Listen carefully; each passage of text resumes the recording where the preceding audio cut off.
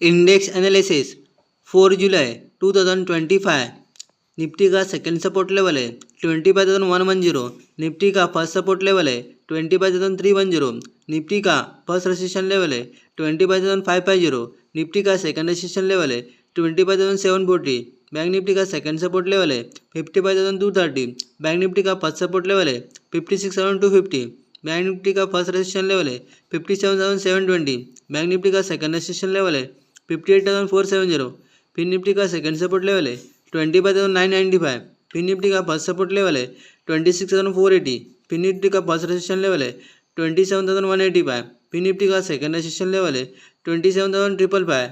Mid cap Nifty का second support level है 12,945। Mid cap Nifty का फर्स्ट सपोर्ट लेवल है 13,250। मिड कैप निफ्टी का फर्स्ट रेजिस्टेंस लेवल है 13,730। मिड कैप निफ्टी का सेकंड रेजिस्टेंस लेवल है 13,980।